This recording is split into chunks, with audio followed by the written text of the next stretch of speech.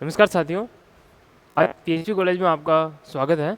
आज अपन पढ़ेंगे भारत का भूगोल। भारत का भूगोल में भारत की सामान्य जानकारी पढ़ेंगे, जिसमें आकार, स्थिति, विस्तार, जिसमें अक्षांशीय देशांतरीय विस्तार पढ़ेंगे और उसका क्षेत्रफल कितना है वो चीज़ें पढ़ेंगे।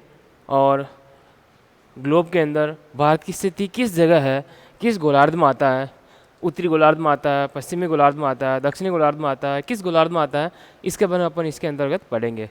ये तो हो जाएगी गोलार्ध की बातें हो जाएगी। उसके बाद में ये भी देखेंगे कि भारत विश्व में या विश्व के मानचित्र में जो एशिया महाद्वीप में स्थित है, तो वो एशिया महाद्वीप में किस जगह उसकी स्थिति है ना, किस दिशा में भारत आता है। तो इसके बाद अपन पहले सामान्य जानकारी लिख लेते हैं। तो इधर देखिए, जैसे कि ये अपना ग्लोब है, पृथ्वी है। पृथ्वी के इसके बीचों बीच एक रेखा गुजरती है जिसको लिखा है 0 डिग्री। 0 डिग्री, इसको भूमध्य रेखा के नाम से भी जाना जाता है। 0 डिग्री अक्षांश, 0 डिग्री, जिसे भूमध्य रेखा, विषुवत रेखा, इन दोनों नामों से जाना जाता है। तो 0 डिग्री भूमध्य रेखा, भूमध्य रेखा, और दूसरा नाम क्या है इसका, विषुवत रेखा, विषुवत रेखा। अब ये 0 डिग्री जो भूमध्य रेखा है वो इस ग्लोब को बराबर दो भागों में बांटती है, जिसमें से उत्तर वाला जो भाग है, ऊपर वाला, वो तो कहलाता है उत्तरी गोलार्ध, और नीचे वाला जो भाग है वो कहलाता है दक्षिणी गोलार्ध।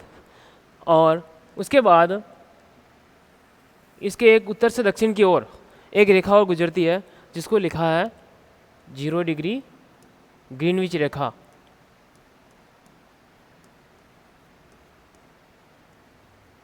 ग्रीनविच रेखा या प्रधान मध्याह्न रेखा, जो बीचों बीच गुजरती है, इसीलिए प्रधान मध्याह्न, मध्याह्न मतलब बीच, बीच में। तो एक नाम इसका और है प्रधान मध्याह्न रेखा। ठीक है, ये दोनों जो रेखाएं हैं वो ग्लोब को दो भागों में बांटती है, जिसमें जो 0 डिग्री जो ग्रीनविच रेखा है ये भी ग्लोब को दो भागों में बांटती है, जो कि इधर वाले भाग को पूर्वी गोलार्ध और इधर वाले भाग को पश्चिमी गोलार्ध के नाम से जाना जाता है। अब देखिए इसमें कि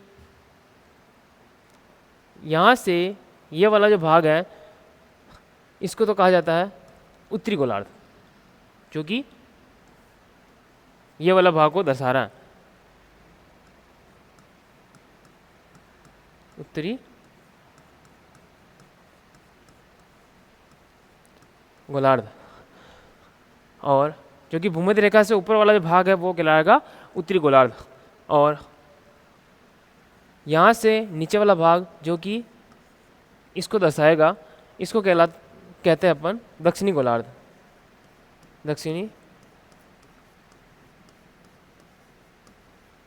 दक्षिणी गोलार्ध।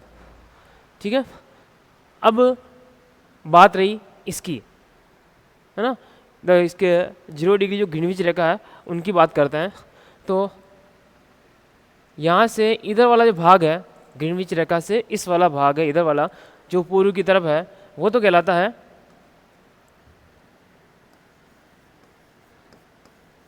पूर्वी गोलार्ध, और इसके इधर वाला जो भाग है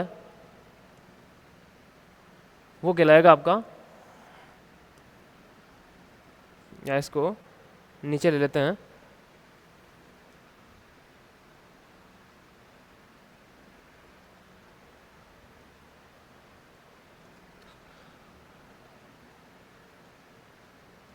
इधर देखते हैं अपन इसको।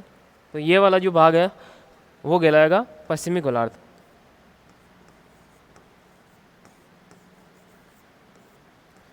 पश्चिमी गोलार्ध। ठीक है ना। अब इसके अंदर भारत किस जगह स्थित है? भारत भूमध्य रेखा से ऊपर स्थित है, जिसमें भारत की स्थिति बनती है इस जगह पर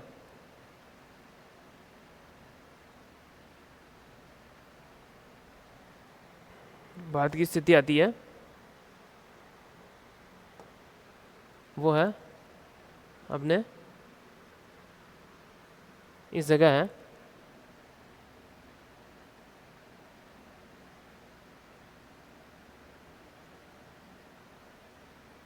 इस प्रकार से देखते हैं अपन छोटा सा मानचित्र भारत का। ये जो स्थिति है इस स्थिति को नाम दिया जाता है उत्तर पूर्वी गोलार्ध।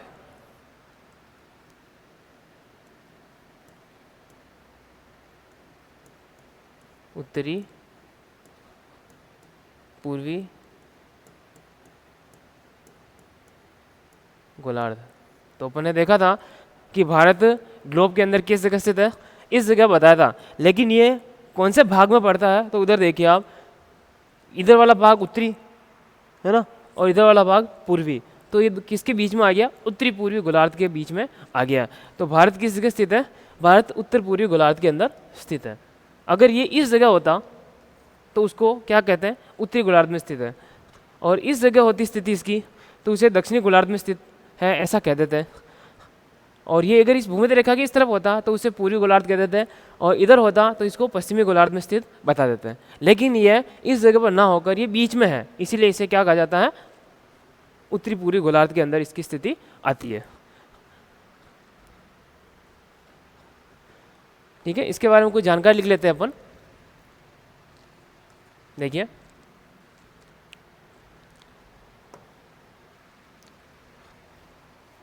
नंबर 1, 0 डिग्री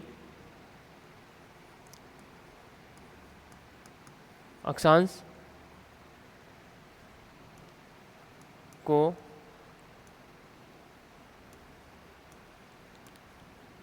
भूमध्य रेखा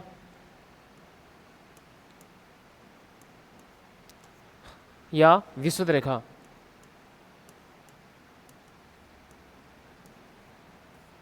रेखा के नाम से जाना जाता है,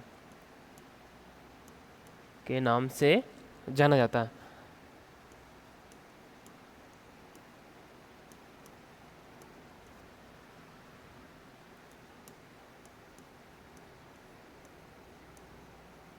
ठीक है ना। क्या था कि 0 डिग्री अक्षांश को भूमध्य रेखा भी कहते हैं और विषुवत रेखा भी कहा जाता है। उसके बाद में आगे देखते हैं कि 0 डिग्री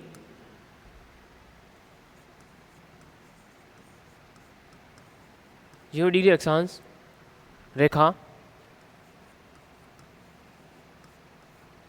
ग्लोब को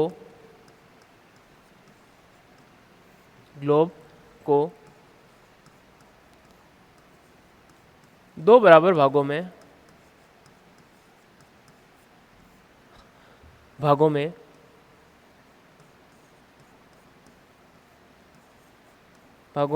बांटती है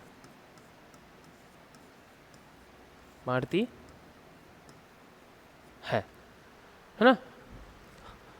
इसमें आगे और लिखते हैं अपन कुछ, 2 बराबर भागों में बांटती है।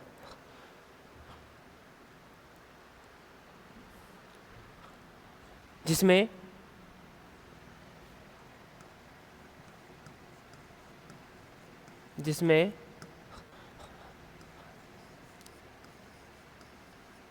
भूमध्य रेखा या 0 डिग्री है ना, भूमध्य रेखा के उत्तर वाले भाग को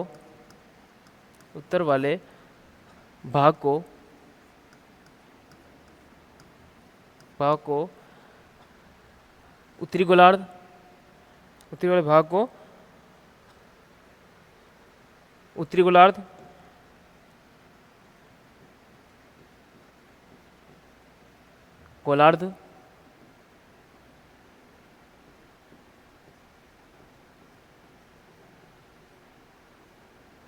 उत्तरी गोलार्ध तथा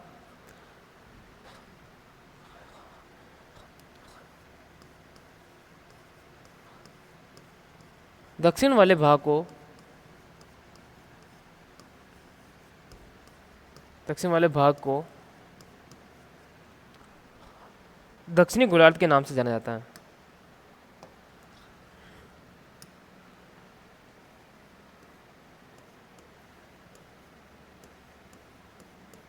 दक्षिणी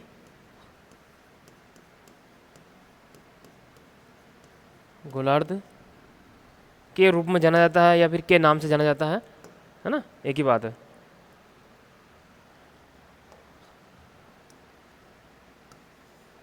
के नाम से जाना जाता है।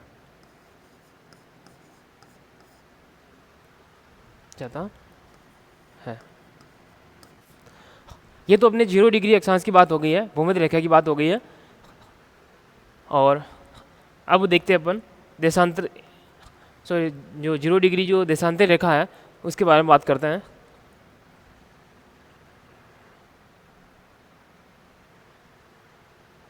जीरो डिग्री देशांतर,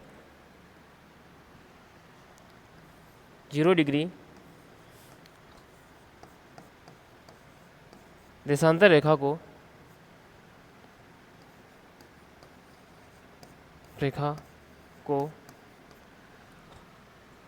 ग्रीनविच रेखा, 2 नाम थे इसके भी,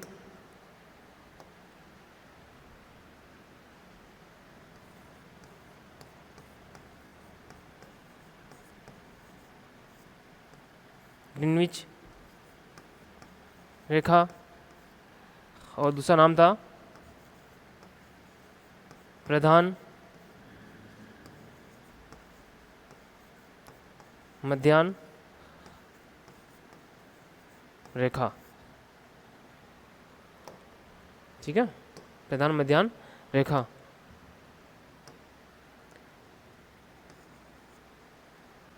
के नाम से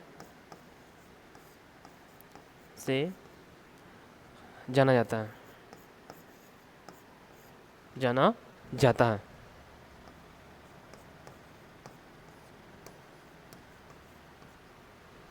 ठीक है, तो 0 डिग्री देशांतर रेखा जो है उसको ग्रीनविच रेखा या प्रधान मध्याह्न रेखा भी कहा जाता है।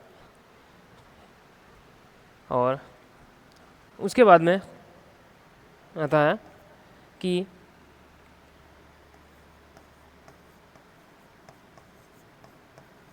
ग्रीनविच रेखा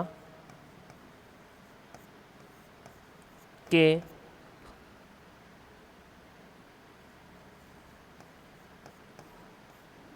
पूर्वी भाग को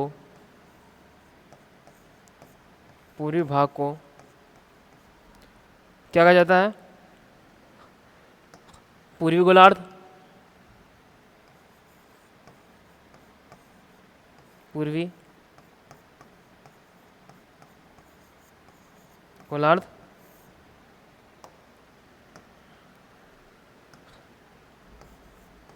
तथा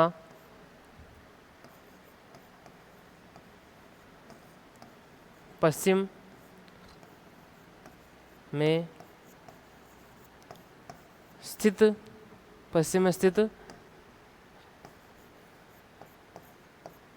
भाग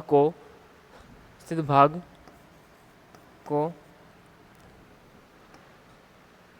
क्या कहा जाएगा? पश्चिमी गोलार्ध।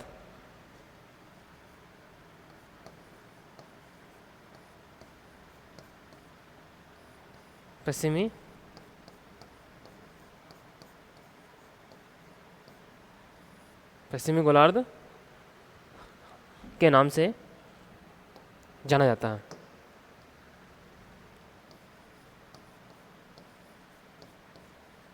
के नाम से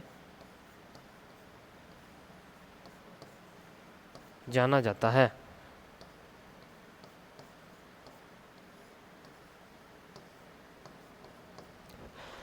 तो अपन ने बात करी थी 0 डिग्री अक्षांश रेखा जो भूमध्य रेखा है उसके बारे में, और 0 डिग्री देशांतर रेखा जो कि ग्रीनविच रेखा के नाम से जानी जाती है, और उन्हीं को प्रधान मध्याह्न रेखा के नाम से भी जाना जाता है। इनके बारे में अपन ने देखा था, और ये भी देखा था कि ये किस प्रकार से ग्लोब को 2 भागों में बांटती है।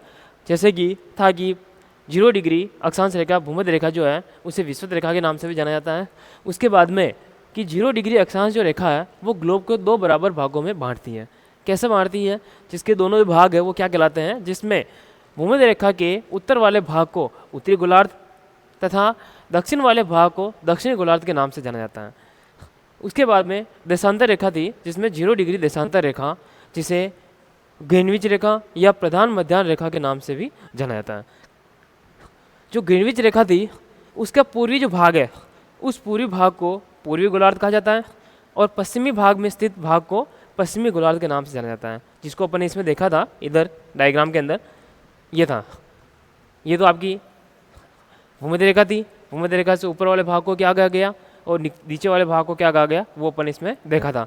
और ग्रीनविच रेखा के दोनों तरफ के जो भाग थे उनको पूर्व और पश्चिम वाले भाग में जो स्थित क्षेत्रफल थे या क्षेत्र थे उनको किस नाम से जाना गया वो अपन इसमें आगे देखा था, है ना। और अब अपन देखते हैं भारत की स्थिति विश्व के मानचित्र में। ये तो अपन ने देखी थी ग्लोब में, है ना। तो उसमें एक लिख लेते हैं कि वैश्विक दृष्टि से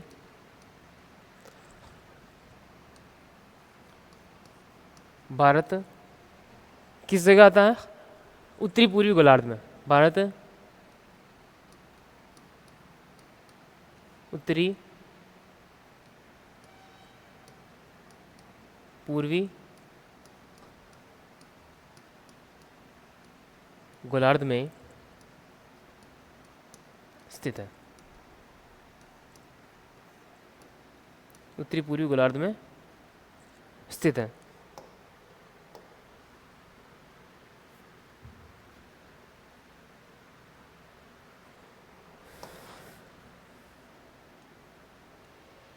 स्थित है, ठीक है।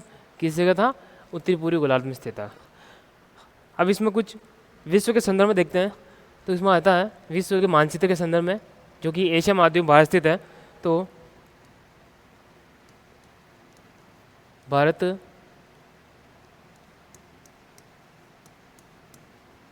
एशिया महाद्वीप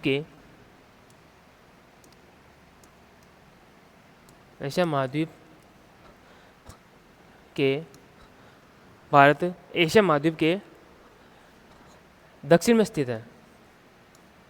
दक्षिण में स्थित है।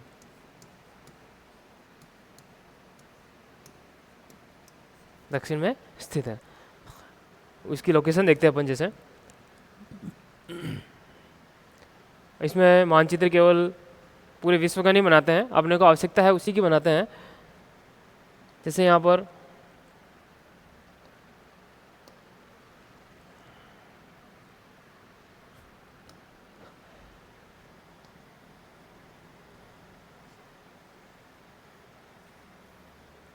ये अफ्रीका महाद्वीप का अरब प्रायद्वीप होता हुआ ये अपने भारत की स्थिति है।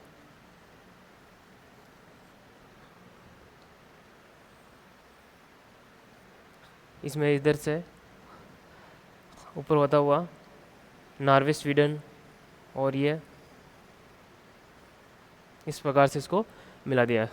जिसमें इधर है मेडागास्कर द्वीप है, इधर श्रीलंका है, इधर मलेशिया, इंडोनेशिया, जावा, सुमात्रा, बोर्नियो, और नीचे फिर ऑस्ट्रेलिया महाद्वीप आ जाता है। लेकिन अपने को उसकी आवश्यकता भी नहीं है।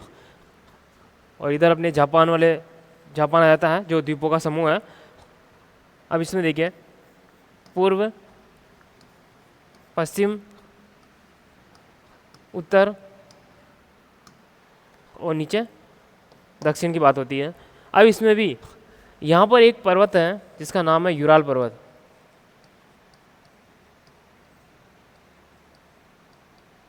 यूराल पर्वत जो यूरोप और एशिया को अलग कर देता है। तो अपने को इस वाले भाग से कोई लेना देना नहीं है, अपने को इस वाले भाग की बात करनी है जो कि एशिया के अंतर्गत आता है। अब देखिए इसको अपन ने 2 भागों में बांटा है। ये तो यहाँ से इधर वाला भाग तो पूर्व में आ जाएगा और इधर पश्चिम में आ जाएगा, इधर उत्तर में, इधर दक्षिण में। लेकिन भारत किस जगह स्थित है? इस जगह। तो भारत कहाँ आ गया? ये आपका एशिया महाद्वीप है। तो एशिया महाद्वीप भारत की स्थिति कहाँ है? दक्षिण में स्थित है। तो एशिया महाद्वीप में भारत कहाँ स्थित है? दक्षिण में स्थित है। ठीक है, अब अपन आगे देखते हैं। भारत का कुल क्षेत्रफल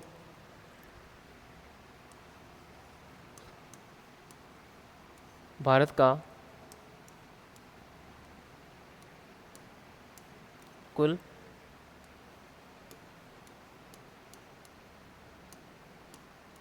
क्षेत्रफल, भारत का कुल क्षेत्रफल कितना है? तो वो है 32,87,000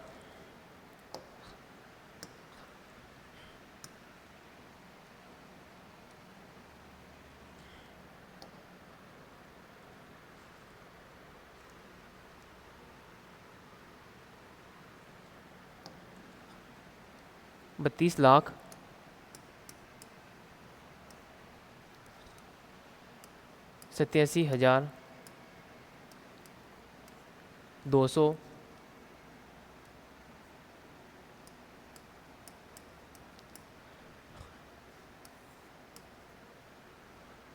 63 वर्ग किलोमीटर। इसको ऐसा भी लिखा जा सकता है 32,87,263, लेकिन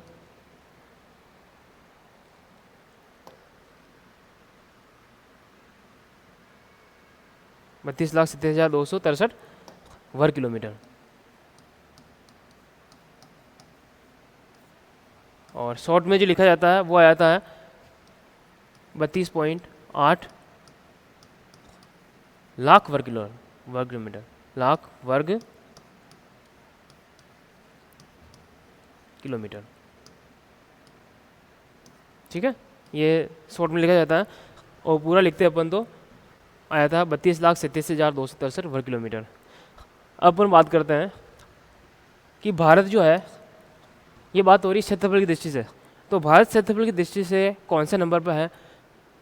कौन से नंबर पर आता है भारत का स्थान?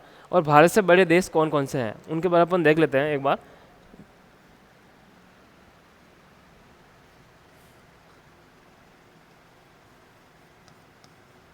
भारत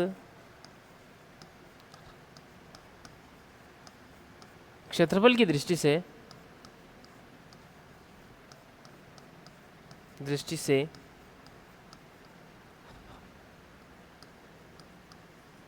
विश्व में 7वां स्थान रखता है। विश्व में अपना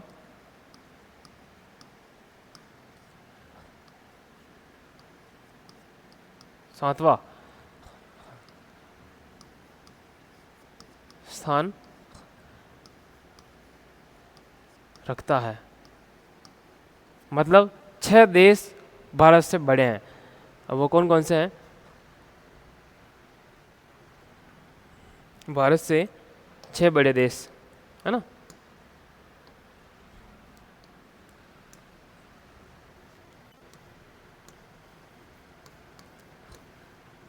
भारत से क्षेत्रफल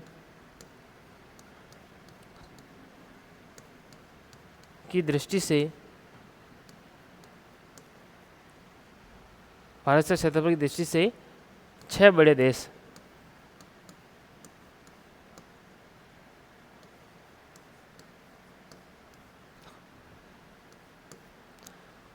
जिसमें नंबर 1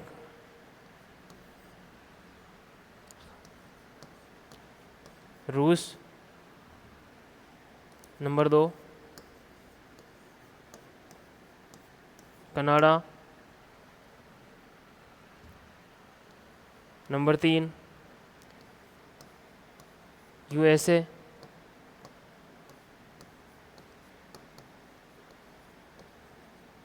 संयुक्त राज्य अमेरिका।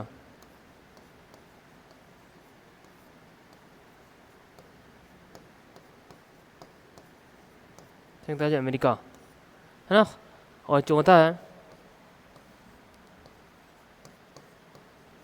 चीन। और पांचवें नंबर पर ब्राज़ील। और छठा है ऑस्ट्रेलिया।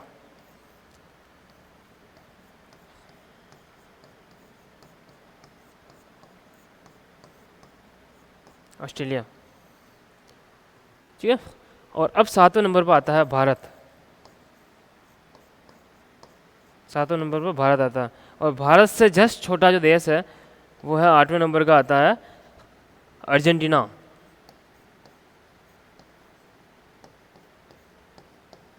अर्जेंटीना आठवें नंबर पर आता है। लेकिन अपने को देखना था केवल 6 तक ही देखना था, ठीक है। 6 देश ऐसे हैं जो क्षेत्रफल की दृष्टि से भारत से बड़े हैं, है ना। और सातवें नंबर भारत आता है। और 7 के बाद जस्ट आठवें नंबर का भाग जो देश आता है वो आता है अर्जेंटीना, जिसे अर्जेंटीना भी कहते हैं और अर्जेंटाइना भी कहते हैं। ये हो गए इन देशों की एक बार मानचित्र के अंदर अपन लोकेशन देख लेते हैं कि किस किस जगह है विश्व के मानचित्र में। एक मानचित्र बनाते हैं विश्व का आउटलाइन जैसा।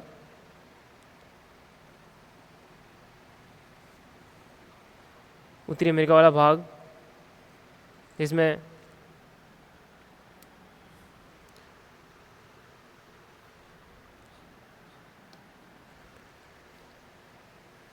कैलिफोर्निया की खाड़ी से होते हुए आगे बढ़ते हैं।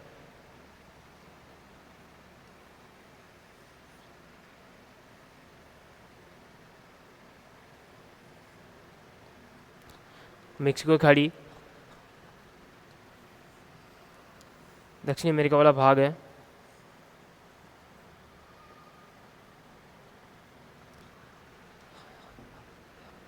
इधर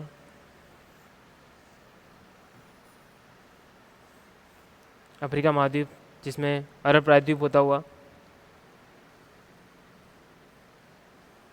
भारत की स्थिति बना देते हैं यहाँ पर। श्रीलंका जिसमें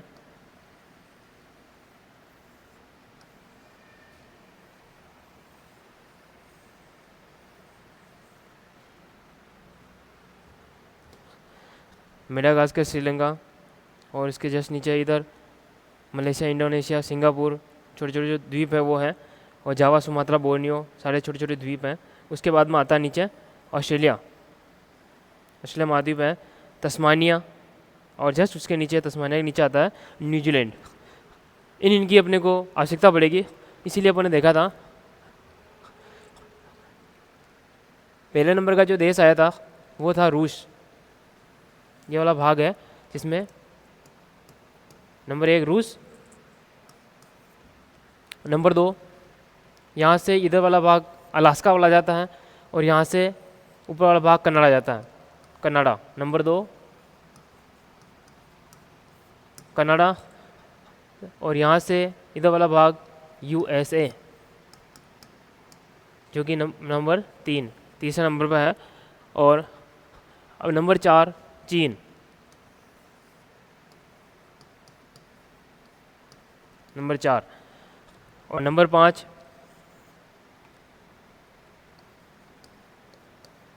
ब्राज़ील, 5वें नंबर पर, जहाँ ब्राज़ील की मेगा सिटी है रियो डी जेनेरो, जहाँ पर पृथ्वी सम्मेलन हुआ था। और नंबर 6 ऑस्ट्रेलिया।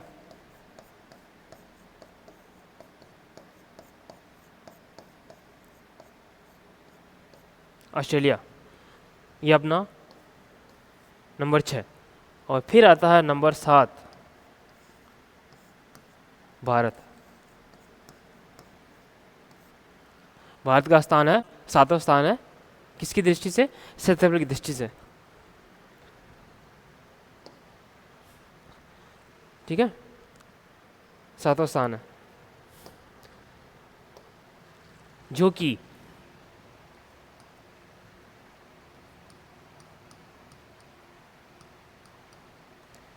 विश्व के कुल क्षेत्रफल का 2.4% भाग घेरे हुए हैं, जो कि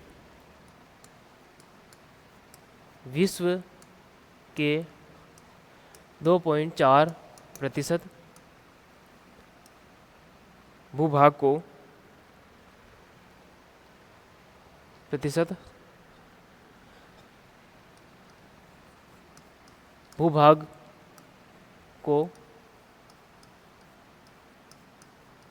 घेरे हुए हैं।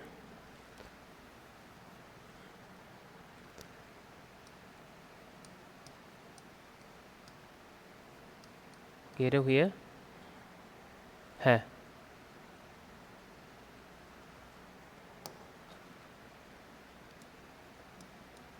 मतलब विश्व का जो कुल क्षेत्रफल है उसके 2.4% भाग पर केवल भारत स्थित है। भारत ने विश्व के कुल क्षेत्रफल का 2.4% भाग को घेर रखा है। उसके बाद में बात करते हैं अपन भारत का अक्षांशीय व देशांतरी विस्तार के बारे में जानेंगे। तो एक बार अपन यहाँ लिख लेते हैं भारत का अक्षांशीय विस्तार कितना है और देशांतरी विस्तार कितना है, उसको फिर अपन एक मानचित्र के माध्यम से देख लेंगे आगे।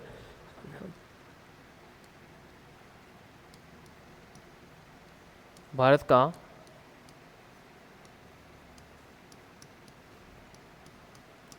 अक्षांशीय विस्तार कि भारत का अक्षांशीय विस्तार कितना है ना।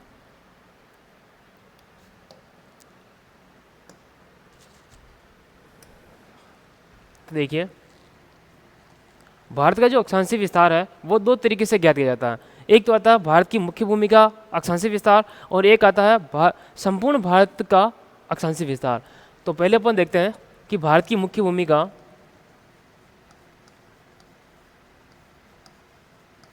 भारत की मुख्य भूमि का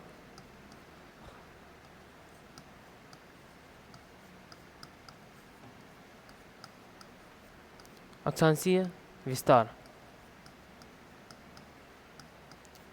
कि भारत की मुख्य भूमि का अक्षांशीय विस्तार कितना है। तो देखिए अपन लिखते हैं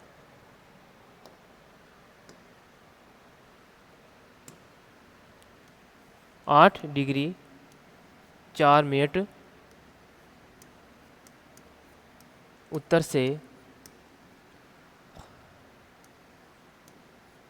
37°6' उत्तरी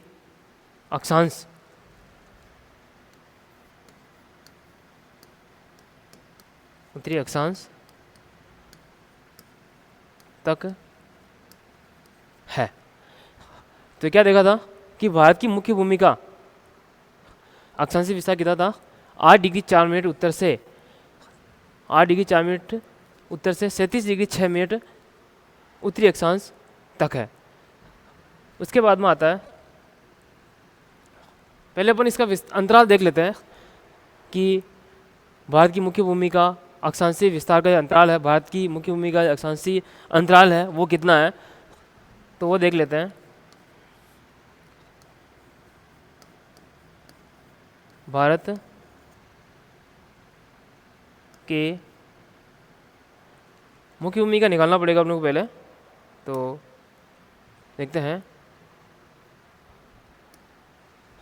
भारत की मुख्य भूमि का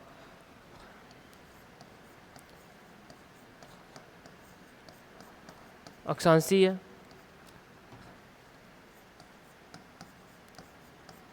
अंतराल, भारत की मुख्य भूमि का अक्षांशीय अंतराल देखते हैं।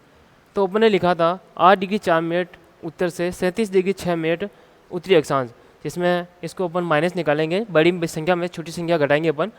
तो इधर देखते हैं 37°6' में से घटाएंगे अपन 8°4'। माइनस निकालेंगे इसका 4 में से 6 में से 4 गए तो 2 मिनट 37 में से 8 गए तो कितना आएंगे, 29, है ना। 37 में से जाएंगे तो 37 में से 8 गए तो 29 डिग्री, तो कितना हो गया, 29 डिग्री 2 मिनट, ये इसका अंतर हो जाएगा। यहाँ लिख देंगे अपन कि भारत की मुख्य भूमि का अक्षांशीय अंतराल कितना है, बराबर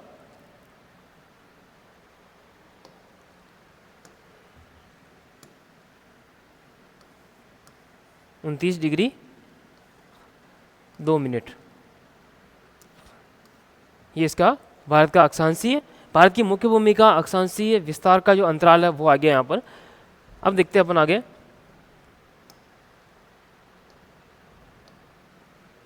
अब आ जाएगा संपूर्ण भारत का अक्षांशीय विस्तार।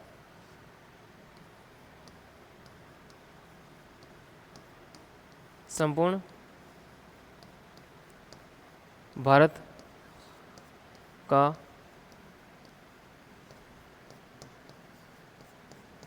अक्षांशीय विस्तार।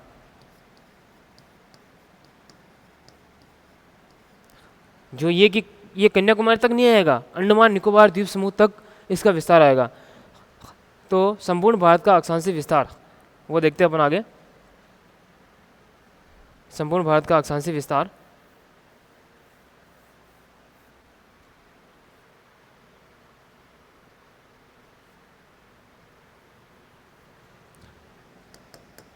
देखिए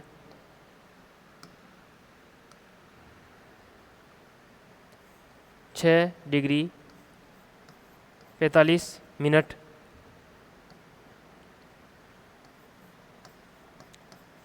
उत्तर से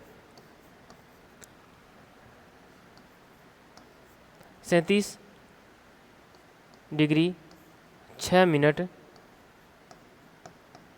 उत्तरी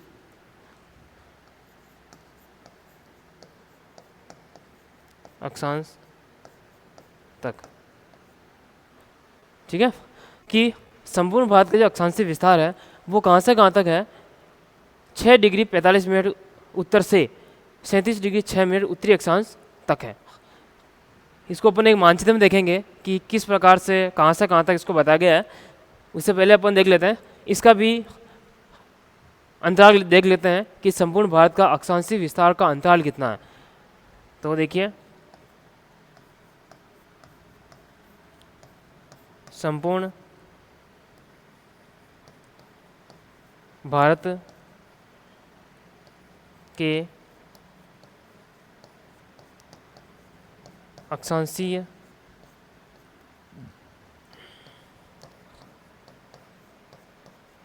विस्तार का अंतराल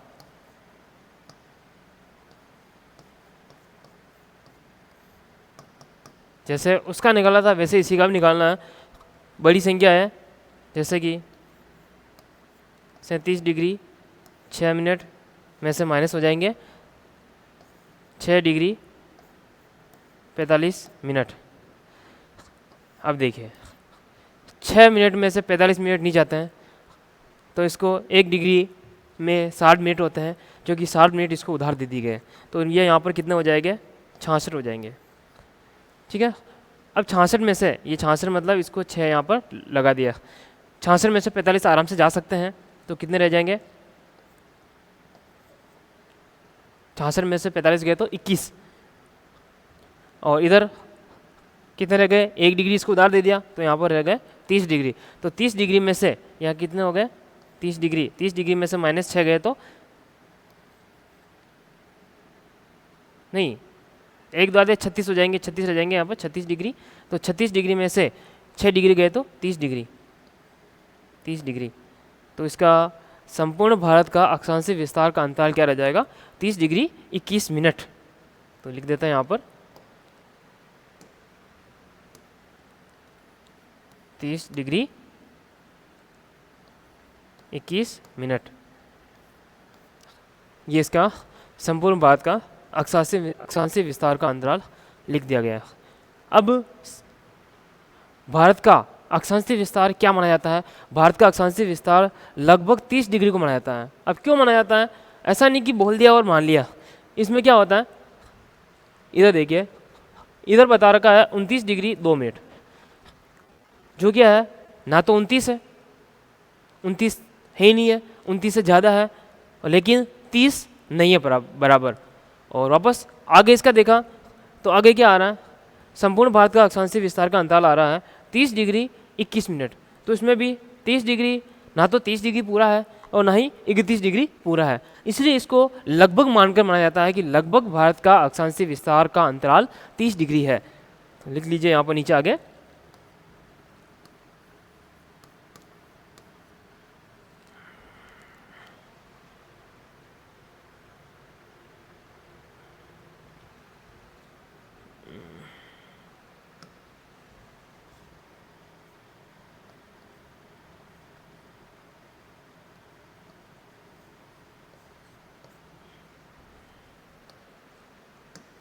आगे लिख लेते हैं,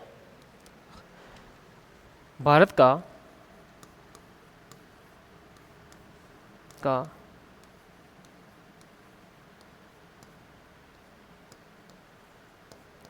अक्षांशीय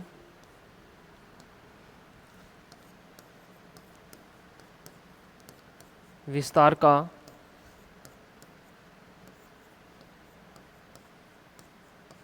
अंतराल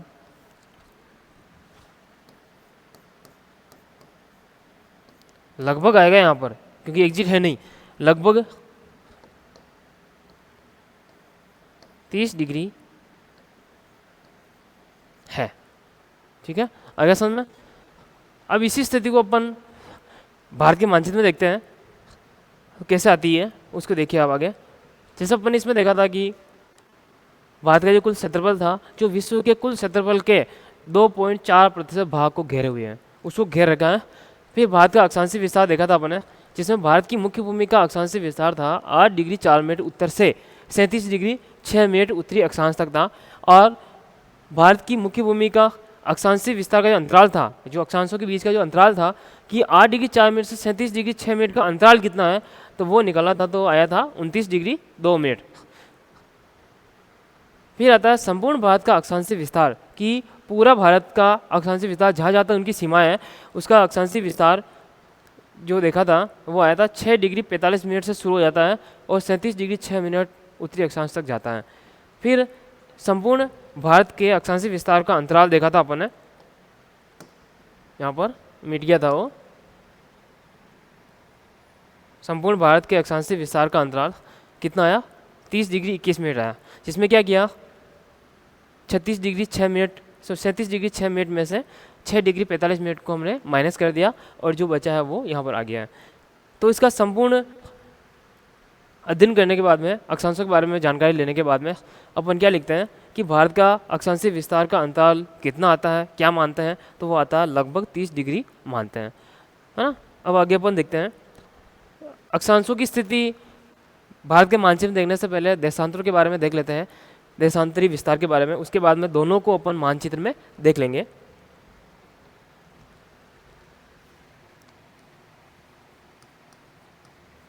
तो भारत का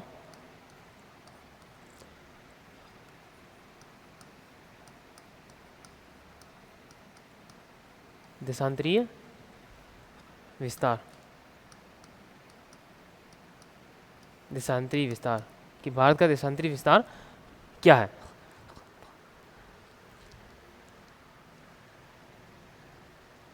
देखते हैं इसमें अपन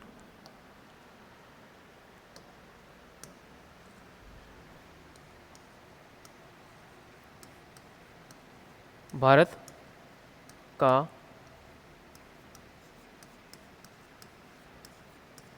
देशांतरीय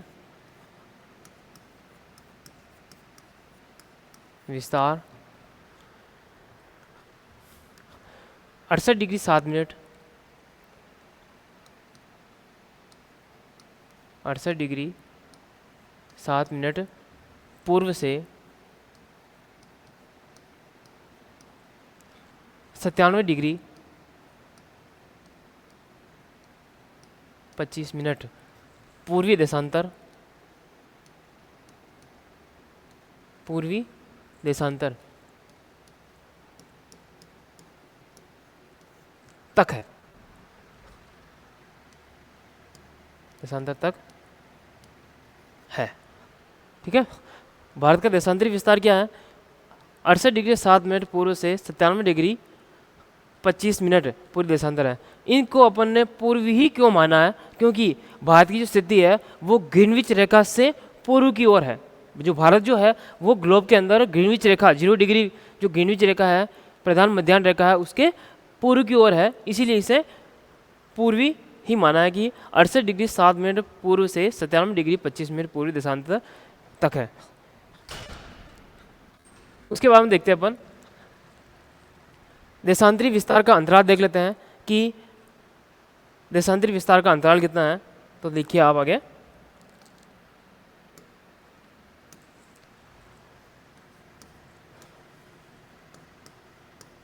भारत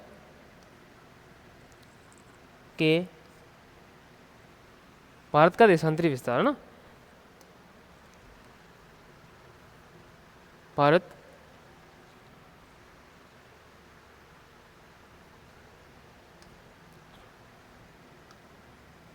का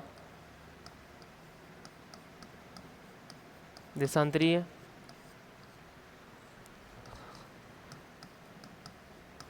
विस्तार का अंतराल, भारत का देशांतरी विस्तार का अंतराल कितना है वो भी अपन, जैसे अपन ने अक्षांशों का अंतराल निकाला था वैसे देशांतरों का अंतराल भी वैसे निकालेंगे।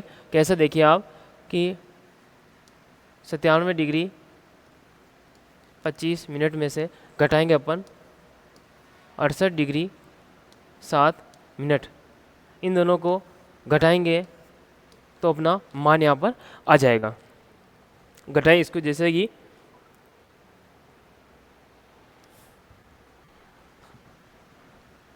इसका मान आएगा 25 में 7 गए तो 18, और इधर आ जाएगा आपका 97 में से 68 गए तो 29, तो 29 डिग्री 18 मिनट ये इसका अंतराल आ जाएगा। तो अपन लिख लेते हैं यहाँ पर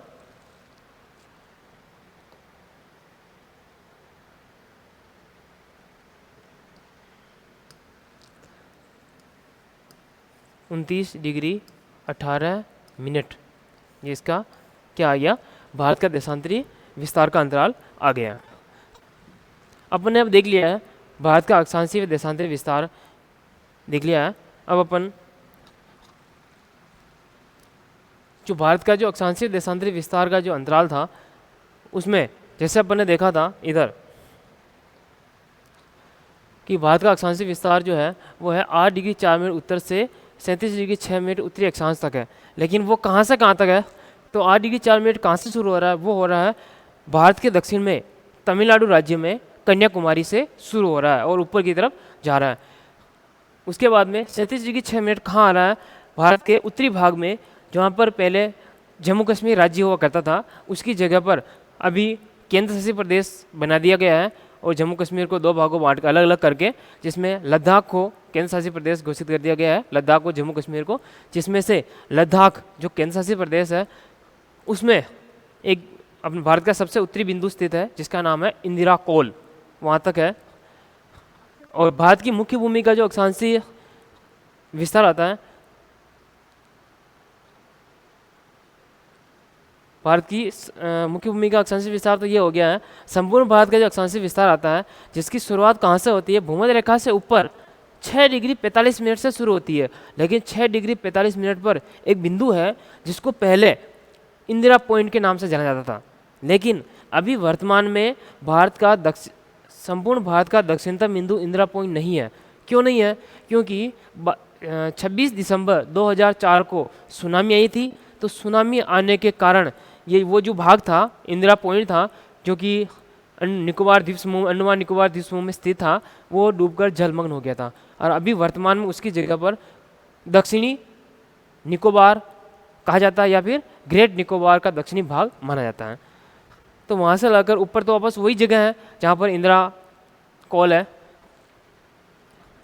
और फिर जैसे इसमें अपन ने देखा था भारत के देशांतरी विस्तार में 68 डिग्री 7 मिनट पूर्व से 97 डिग्री 25 मिनट। अब इनके भी दोनों जो बिंदु थे वो देखते हैं कि 68 डिग्री 7 मिनट जो शुरू होता है गुजरात में गौहर मोती है, गौहर या गौर मोती, वहाँ से शुरू होता है और आगे जाता है, और आगे जाकर 97 डिग्री 25 मिनट जो भारत की सीमा को निर्धारित करता है पूरी भाग में, जो बिंदु है वो है अरुणाचल प्रदेश में है। और अरुणाचल प्रदेश में बिंदु का नाम है किबिथू, जहाँ से भारत की अंतिम सीमा निर्धारित होती है ना। उसको अपन चलो मैप के माध्यम से देख लेते हैं आगे, एक भारत के मानचित्र के अंदर।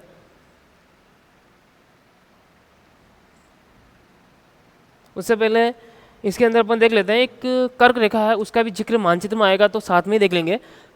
तो कर्क रेखा 23.5 डिग्री उत्तरी अक्षांश एक कर्क रेखा है जो भारत को लगभग 2 बराबर भागों में बांटती है।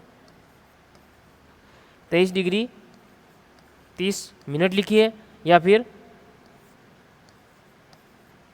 23 से 1/2 डिग्री भी लिख सकते हैं। 23.5 डिग्री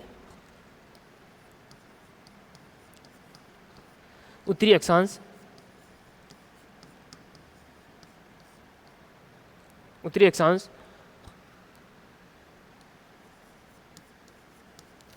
भारत के बीचों बीच होकर गुजरती है। 23.5 डिग्री उत्तरी अक्षांश भारत के बीचों बीच होकर गुजरती है ना।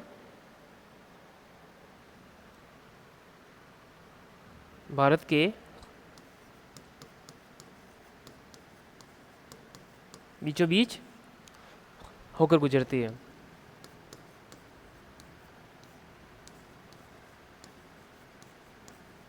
गुजरती है, जिसे कर्क रेखा के नाम से जानते हैं, जिसे कर्क रेखा के नाम से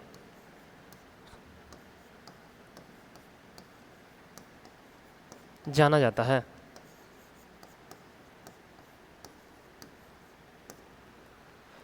कर्क रेखा के नाम से जाना जाता है ना। फिर इसमें आगे लिखिए,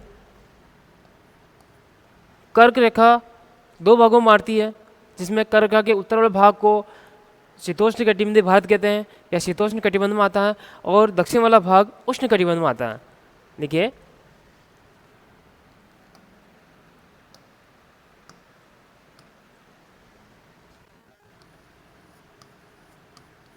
कर्क रेखा के उत्तर में स्थित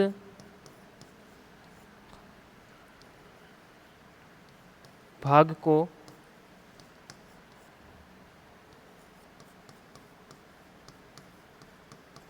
शीतोष्ण कटिबंध तथा दक्षिण में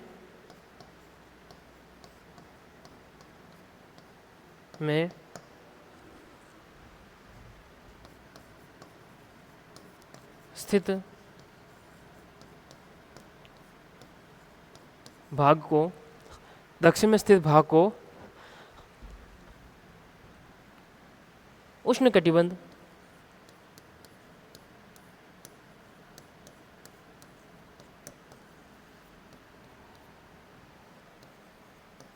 के रूप में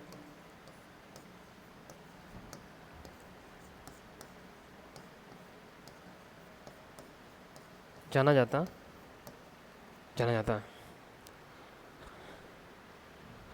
ठीक है। और कर्क रेखा जो है वो भारत के 8 राज्यों से होकर गुजरती है। वो अपन आगे देखेंगे, उससे पहले अपन मानचित्र में देख लेते हैं एक बार। अक्षांश देशांतरों को, अक्षांशीय विस्तार और देशांतरीय विस्तार को मानचित्र में देख लेते हैं एक बार।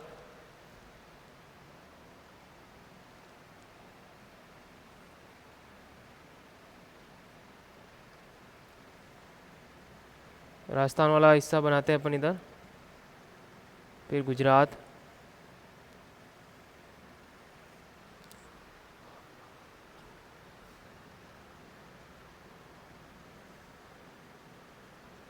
इस प्रकार से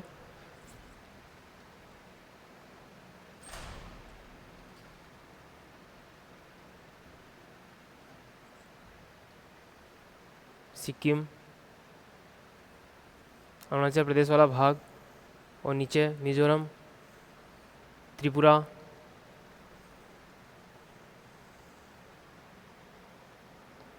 लगभग इस प्रकार की अपने भारत की स्थिति है। आउटलाइन ऐसा ही लगभग दिखता है।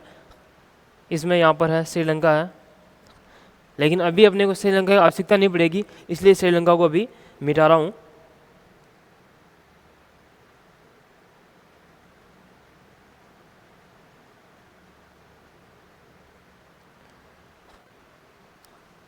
देखिए इसमें आपने देखा था भारत का अक्षांशीय विस्तार।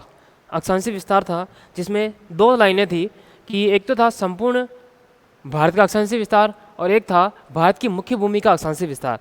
भारत की मुख्य भूमि ये जो बताई जा रही है ये भारत की मुख्य भूमि है ना। और इधर आपके अपने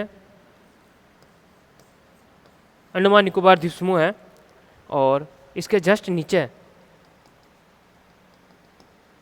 एक रेखा है, उसका नाम है 0 डिग्री भूमध्य रेखा। 0 डिग्री भूमध्य रेखा।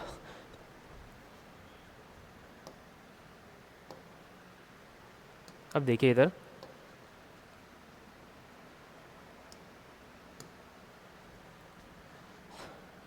ये वाला जो भाग है ये अपने तमिलनाडु वाला भाग आता है।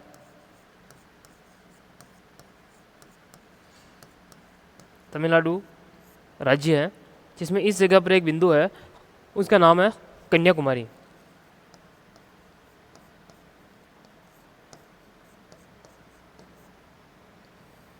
कन्याकुमारी जैसे कश्मीर से कन्याकुमारी है ना, कन्याकुमारी। यहाँ से जो बिंदु था दक्षिणतम बिंदु, इस जगह से शुरू होता भारत का अक्षांशीय विस्तार, जो कि मुख्य भूमिका था, जो कि आता है जिसको अपने लिखा था 8 डिग्री 4 मिनट। 8 डिग्री 4 मिनट उत्तरी अक्षांश या उत्तर से। उत्तर से मतलब उत्तर की तरफ ही जाएंगे अपन। 8 डिग्री 4 मिनट उत्तर से, 37 डिग्री 6 मिनट लिखा था, तो 6 मिनट ऊपर जाने से 37 डिग्री 6 मिनट ऊपर जाने से पहले बताया था आपको एक बार बीच में कि कर्क रेखा भारत के लगभग बीचों बीच होकर गुजरती है, जिसका जो है 23.5 डिग्री यहाँ से ये निकलती है, जिसका नाम है 23.5 डिग्री उत्तरी अक्षांश, जिसे कर्क रेखा के नाम जाना जाता है। कर्क रेखा जो भारत को लगभग 2 भागों में बांटती है। फिर अपन देखते हैं यहाँ से ऊपर जैसे 23.5 डिग्री से ऊपर गए, इस जगह पर एक बिंदु है जो है इंदिरा कॉल। इंदिरा कॉल भारत का सबसे उत्तरी बिंदु है ना, जो कि आता है लद्दाख में आता है।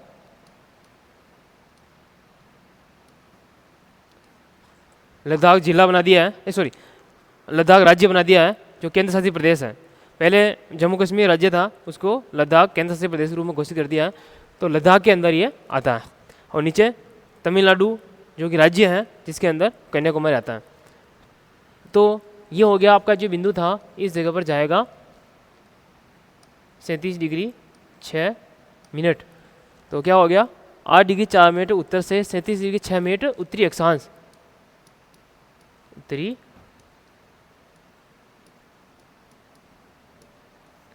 उत्तरी तरफ गया ना, तो उत्तरी अक्षांश। उसके बाद में अपन ने देखा था इसमें अपने 2 बिंदु भी आ गए कि कन्याकुमारी सबसे दक्षिण, भारत की मुख्य भूमि का सबसे दक्षिणतम बिंदु कौन सा है, तो कन्याकुमारी है। और वो किस में है, किस राज्य में है, तमिलनाडु राज्य में है। और सबसे उत्तरी जो बिंदु है वो कौन सा है, तो वो है इंदिरा कोल। और किस जगह पर है, तो वो लद्दाख यूटी मतलब केंद्र शासित प्रदेश के अंदर स्थित है। अब देखते हैं अपन भारत का देशांतरी विस्तार कैसे लिखा था अपन ने। ये वाला जो भाग है, इस जगह पर देशांतरी विस्तार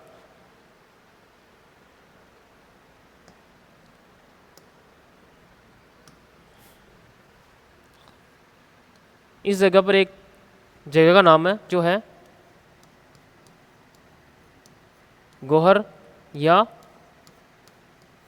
गौर माता, सर मोती, गौर मोती, जिसे कई जगह पर गौर माता या गौहर माता भी कहा जाता है। तो गौहर या गौर मोती जगह नाम है, जो किस जगह है, गुजरात में, गुजरात में है ना। तो इसी जगह से ये अपने भारत की पश्चिमी सीमा को निर्धारित करती है रेखा, जो इस जगह पर जो है वो है 68 डिग्री 7 मिनट पूर्व से, क्योंकि इधर 0 डिग्री है ग्रीनविच रेखा, तो ग्रीनविच रेखा से पूर्व की तरफ है, इसीलिए 68 डिग्री 7 मिनट पूर्व से अपन आगे बढ़ेंगे। इधर पूर्व से ये वाला जो भाग है, इधर आपका एक बिंदु है, वो है किबिथु।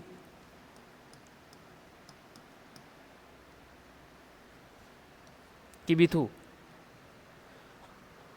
किबिथु और किबिथु दोनों यहाँ पे लिखे हुए हैं। किबिथु है और ये है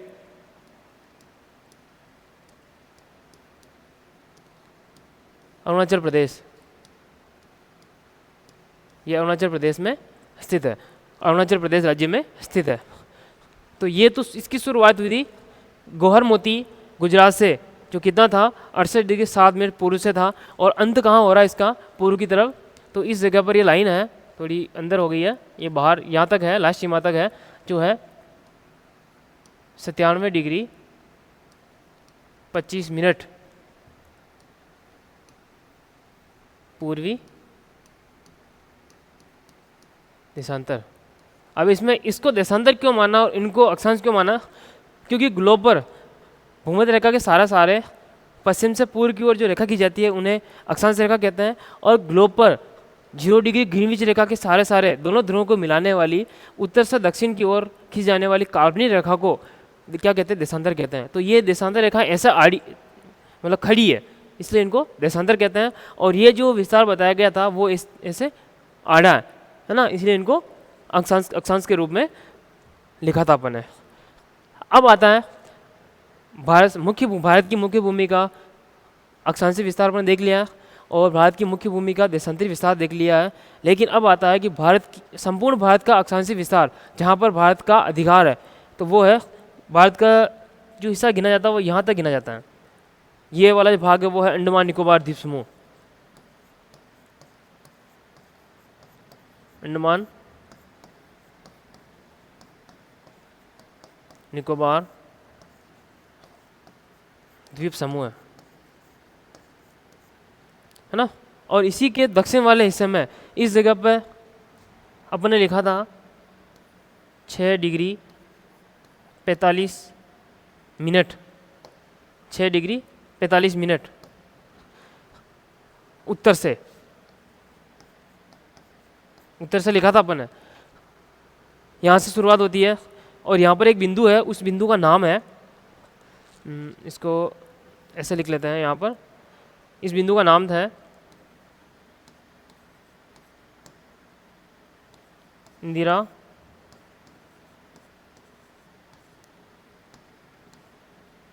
पॉइंट, इंदिरा पॉइंट ऐसे भी लिखते हैं, और पॉइंट ऐसे भी लिख सकते हैं, इंदिरा पॉइंट, जो कि वर्तमान में इंदिरा पॉइंट नहीं है। पहले मैंने बताया था आपको कि इंदिरा पॉइंट 26 दिसंबर 2004 को आई सुनामी के अंदर ये वाला जो भाग है वो वाला भाग पानी के अंदर डूबकर जलमग्न हो गया था। इसीलिए अभी इसका जो दक्षिणतम बिंदु जो माना जाता है वो माना जाता है ग्रेट निकोबार का दक्षिणतम बिंदु, और ये वाला जो भाग है इसके कहा जाता है अभी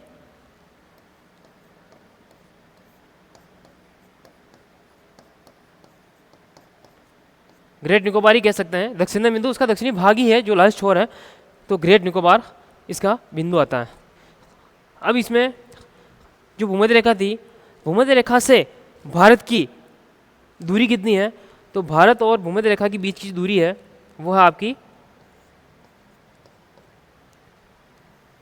876 किलोमीटर है। कितनी है? 876 किलोमीटर। सरल तरीके से याद रख सकते हैं, उल्टी गिनती है, 8 फिर 7 फिर 6, और पीछे से गिन देखें तो 6 7 8 किलोमीटर। 876 किलोमीटर भारत भूमध्य रेखा से दूरी ऊपर स्थित है ना, दूर है। और अपन इसमें देखा था कि कर्क रेखा जो है वो भारत को लगभग 2 भागों में बांटती है, और उसमें उत्तर वाले भाग को शीतोष्ण कटिबंध कहा गया है और दक्षिण वाले भाग को उष्ण कटिबंध कहा गया था। तो ये तो वाला जो भाग है वो कहलाएगा आपका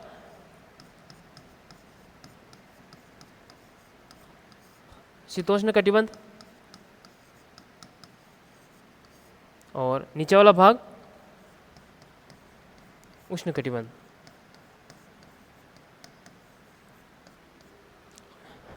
ठीक है, अभी इस जानकारी को अपन एक बार आगे लिख लेते हैं व्यवस्थित कि इनके भारत का सबसे उत्तरी बिंदु कौन सा है, दक्षिणी बिंदु कौन सा है, भारत की मुख्य भूमि का दक्षिण बिंदु कौन सा है, और संपूर्ण भारत का दक्षिणतम बिंदु कौन सा है, और भारत का सबसे पूर्वी बिंदु कौन सा है, और पश्चिम बिंदु कौन सा है, वो भी अपन इसमें आगे देख लेते हैं। ठीक है ना।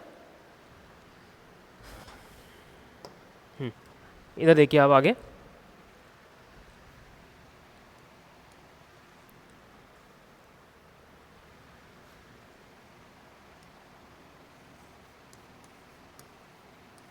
भारत का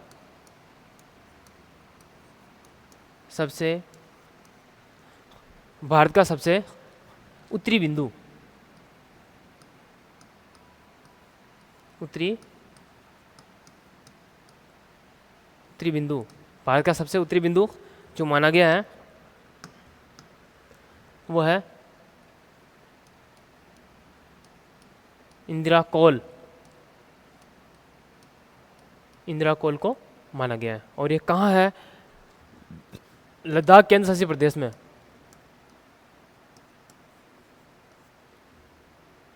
लद्दाख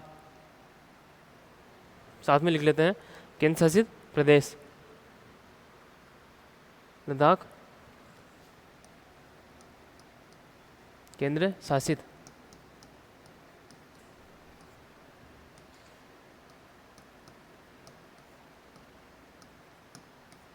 प्रदेश में है ना। तो सबसे भारत का सबसे उत्तरी बिंदु कौन सा है? इंदिरा कोल, जो कि लद्दाख केंद्र शासित प्रदेश में स्थित है। उसके बाद में देखते हैं संपूर्ण भारत का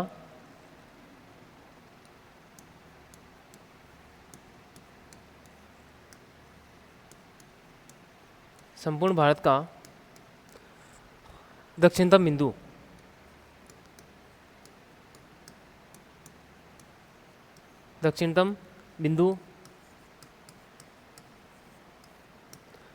संपूर्ण भारत का दक्षिणतम बिंदु कौन सा है?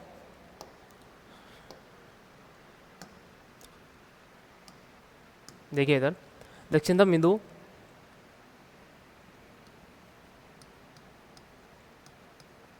इंदिरा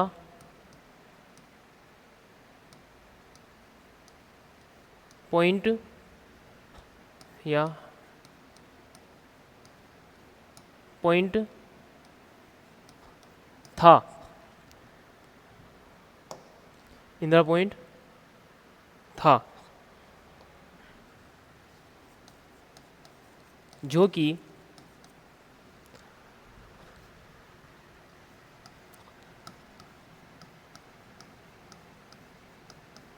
26 दिसंबर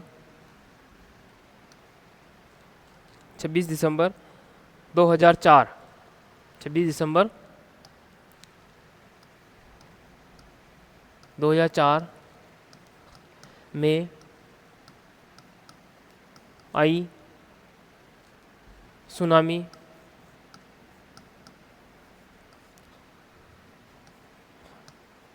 में डूबकर जलमग्न हो गया।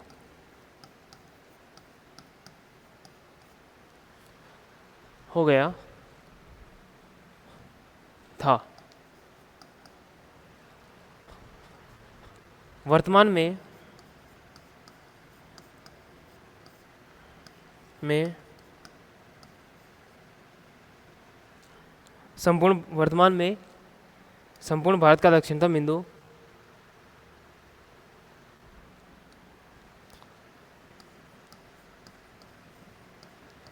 संपूर्ण भारत का संपूर्ण भारत का दक्षिणतम बिंदु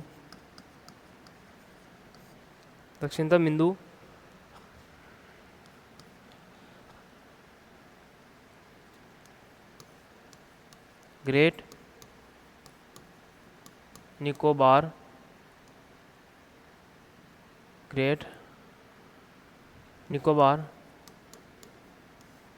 है।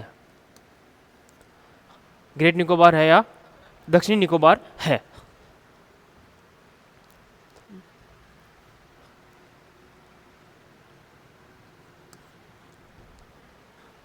ये अपने इसमें इसकी जानकारी हो गई है। उत्तरी बिंदु और दक्षिणी बिंदु हो गया। अब पूर्वी या पश्चिमी है ना, तो भारत का सबसे पश्चिमी बिंदु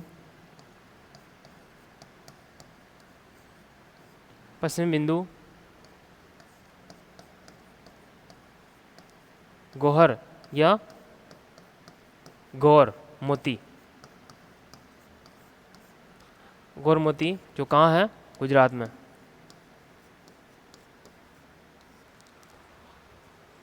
जो इंदिरा पॉइंट जो अच्छा ये उसका हो गया है। इंदिरा पॉइंट अंडमान निकोबार द्वीप समूह स्थित है ना।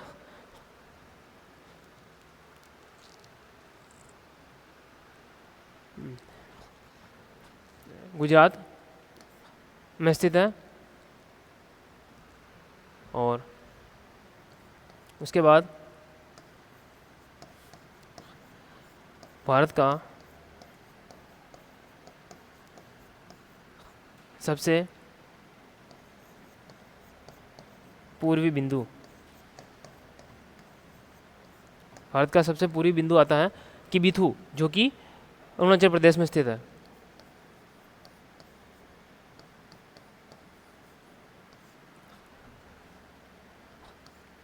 ये भी आता है और दोनों ही आते हैं,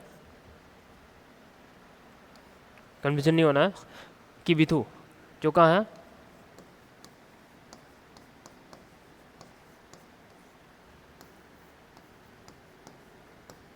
अरुणाचल प्रदेश में है ना।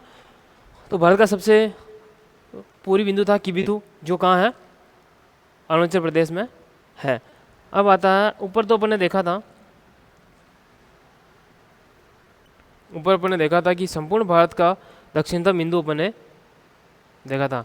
अब देखते हैं कि भारत की मुख्य भूमि का दक्षिणतम बिंदु कौन सा है।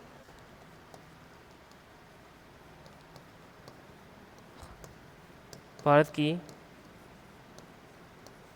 मुख्य भूमि का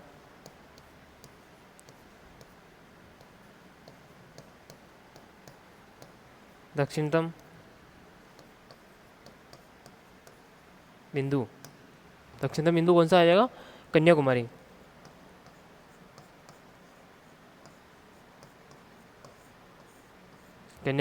और किस जगह पड़ता है ये, तमिलनाडु में।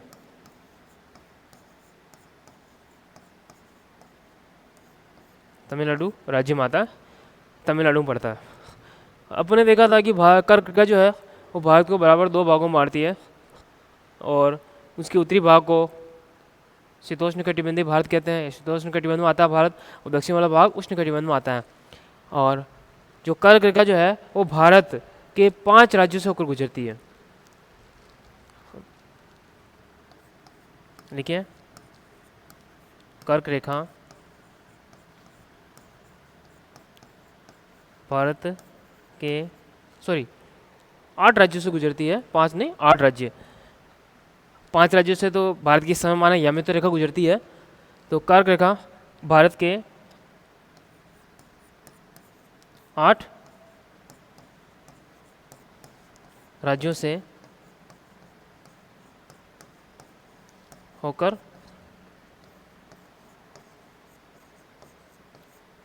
गुजरती है। भारत के 8 राज्यों से होकर गुजरती है। अब वो कौन कौन से हैं उसको अपन आगे देखते हैं।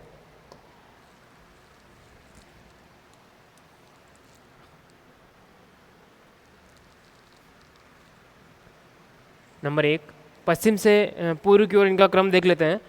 तो नंबर 1 गुजरात,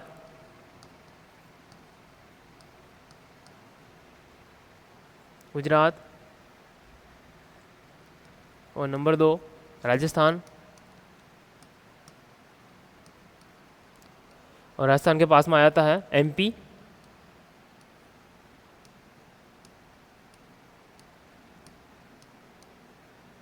मध्य प्रदेश।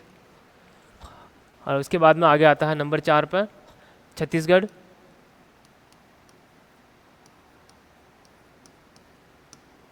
छत्तीसगढ़। और नंबर 5 आ जाएगा झारखंड। और 6 नंबर पर आ जाएगा पश्चिम बंगाल।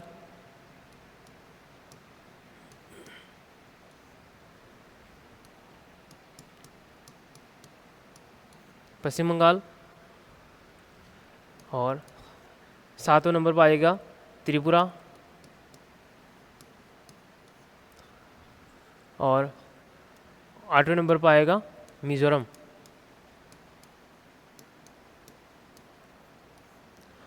अब इनमें से इन राज्यों को ऐसे बोला जा सकता है, ये दोनों राज्य ऐसे हैं, त्रिपुरा मिजोरम, वो सबसे पूर्व में स्थित है, कर्क रेखा पर स्थित पूर्वी राज्य हैं। कभी ये पूछा जा सकता है कि निम्न में से कर्क रेखा पर स्थित भारत के पूर्वी राज्य है। ऑप्शन में ये दोनों आएंगे तो ये सही है, बाकी ये पूर्व में नहीं आते हैं, है ना। और सबसे पश्चिम में गुजरात आएगा, गुजरात के बाद राजस्थान आ जाता है। और उसके बाद देखते हैं अपन कि 82.5 डिग्री पूर्वी याम्योत्तर या 82.5 डिग्री पूर्वी देशांतर को भारत की समय मानक याम्योत्तर रेखा माना गया है, या समय मानक याम्योत्तर रेखा चुना गया है, जहाँ से अपने भारत का समय निर्धारित होता है, जो कि निकलती है अपने यूपी के उत्तर प्रदेश में इलाहाबाद के निकट नैनी वेधशाला या नैनी स्थान, जो स्थान है वो वेधशाला है, वहाँ से निकलती है या गुजरती है, जो कि उत्तर से दक्षिण की ओर निकलती है, जो कि भारत के 5 राज्यों से होकर निकलती है। वो देखते हैं अपन आगे कि 82.5 डिग्री ऐसे भी लिख सकते हैं, और 82 डिग्री 30 मिनट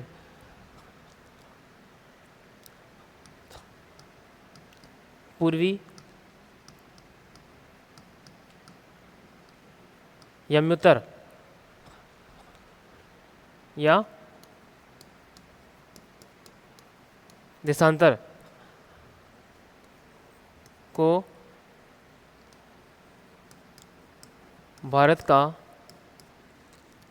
भारत की समय निर्धारित भारत की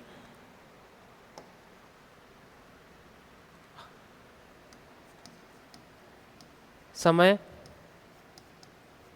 मानक रेखा कहा जाता है।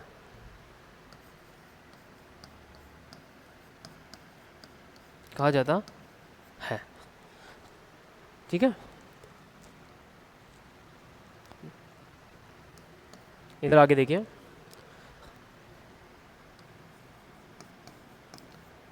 भारत की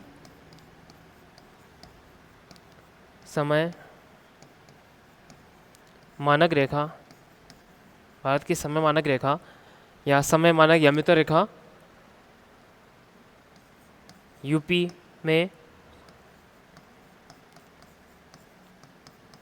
इलाहाबाद में नैनी स्थान या वेधशाला भी है, नैनी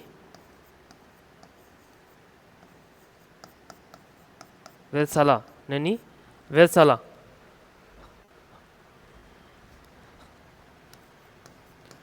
से निकलती है।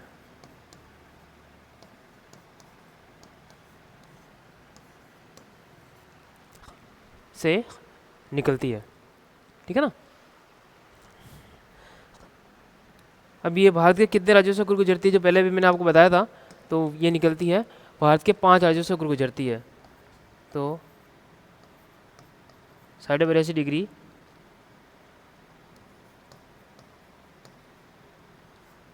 बस की 82.5 डिग्री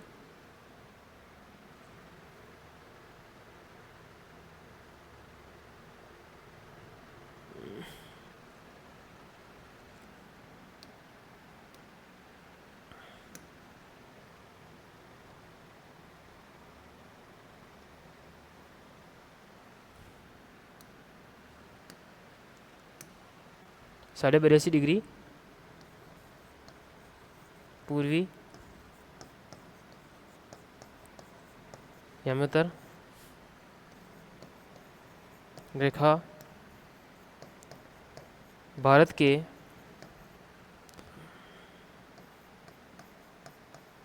5 राज्यों से होकर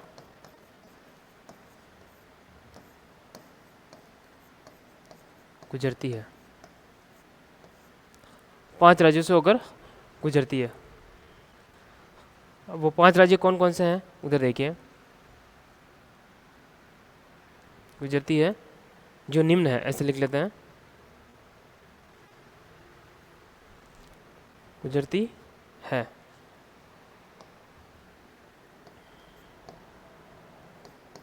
जो इस प्रकार है।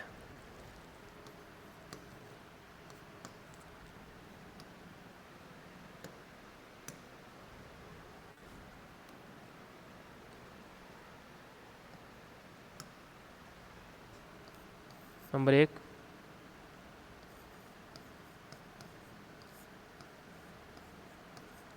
उत्तर प्रदेश, नंबर 2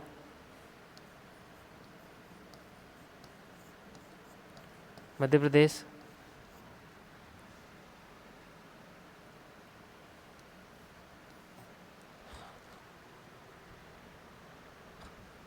पश्चिम बंगाल,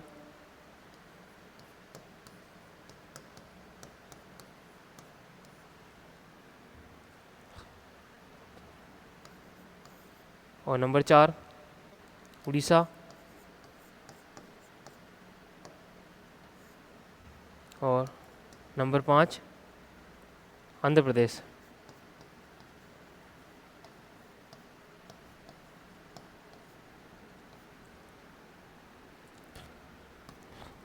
और आंध्र प्रदेश,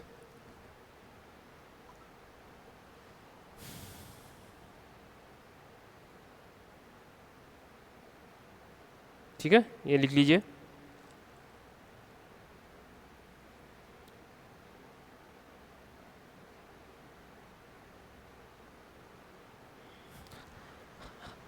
इसमें एक है, ये जो पश्चिम बंगाल लिखा था, ये पश्चिम बंगाल की जगह छत्तीसगढ़ आएगा। पश्चिम बंगाल है, पश्चिम बंगाल तो साइड में पड़ जाता है, इस जगह आएगा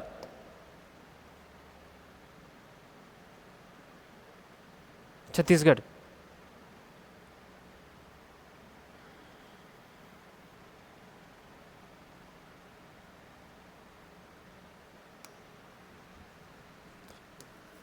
तीसरा है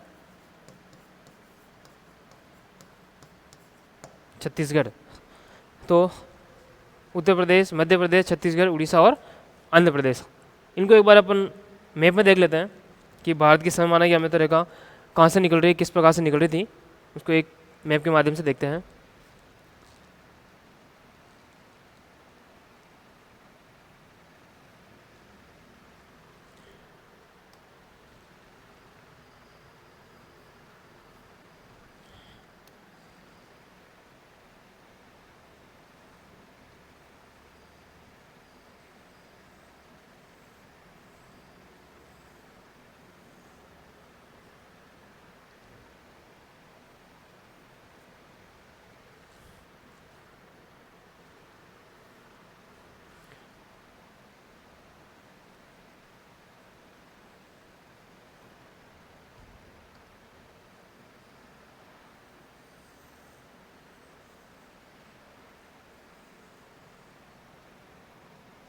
लगभग भारत की इस प्रकार की आकृति है, जिसमें यहाँ पर श्रीलंका है, इस जगह से निकलती है।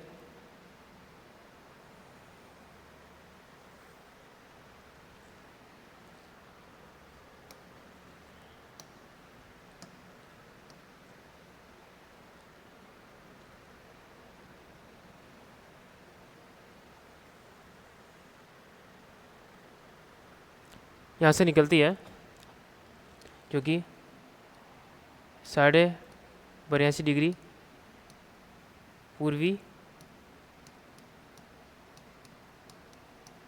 यामेतर, 82.5 डिग्री पूर्वी यामेतर, इस जगह पर है। यूपी, एमपी, उसके बाद आ जाएगा छत्तीसगढ़,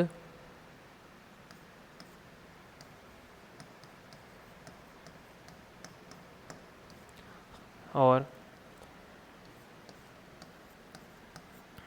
उड़ीसा और आंध्र प्रदेश।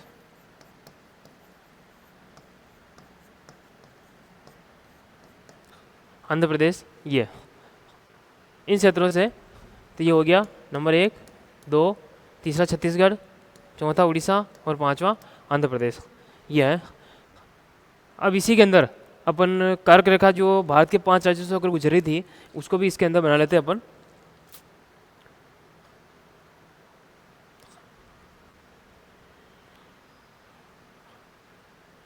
इसके लिए अपन ने जो पीछे एक मैप बनाया था, ये वाला, इसमें अपन ने देखा था, ये देख लेते हैं। नंबर 1 गुजरात,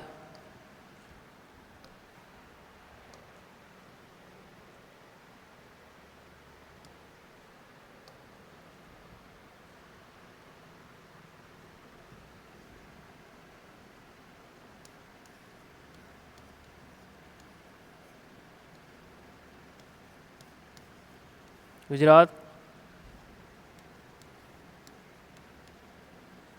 राजस्थान,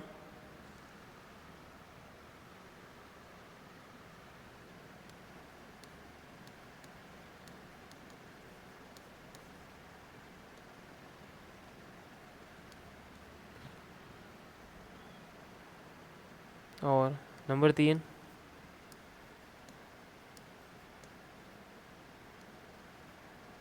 मध्य प्रदेश,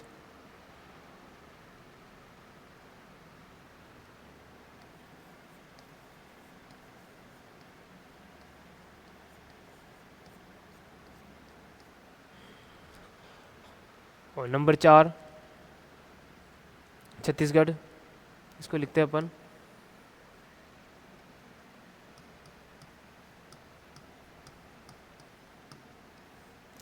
छत्तीसगढ़,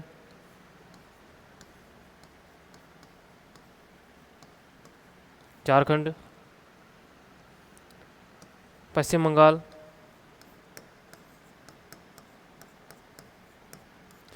कितने हो गए? 3, 4, 5, 6 और 7वां है त्रिपुरा, और 8वां है ये मिजोरम।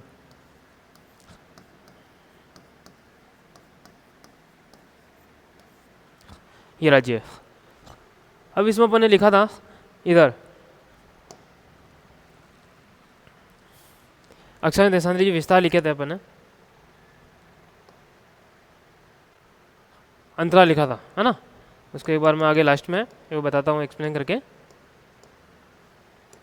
अपने लिखा था अक्षांशीय और देशांतरी विस्तार में अंतर लिखा था। अगर प्रश्न आ जाता है कि भारत का अक्षांशीय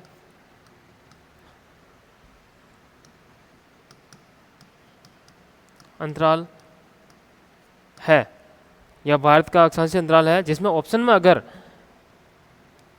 ए, बी, सी, डी में 27 डिग्री, 28 डिग्री, 29 डिग्री और 31 डिग्री आ जाता है, तो उसमें अपना आंसर ये होगा।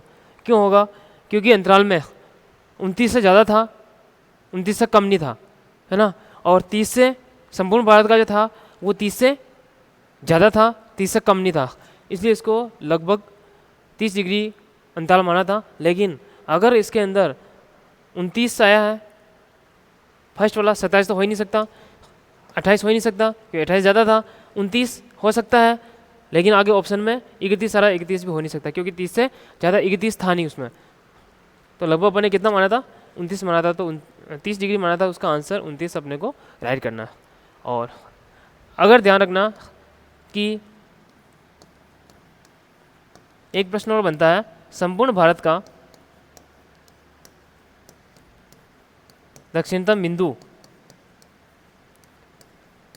है, जिसमें अगर ऑप्शन के अंदर जैसा आ जाता है कन्याकुमारी,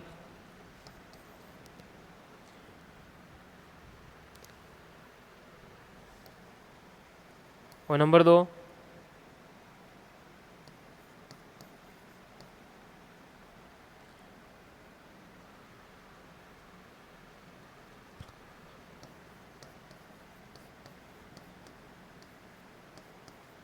तमिलनाडु, 3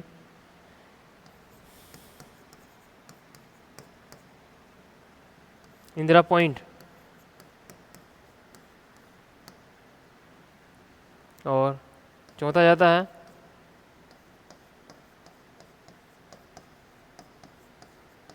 ग्रेट निकोबार। ये बहुत कम चांस हो जाएगा, अगर प्रश्न आएगा तो या तो ये नहीं आएगा, ये आएगा तो ये नहीं आएगा, या फिर ये आएगा तो ये नहीं आएगा, है ना।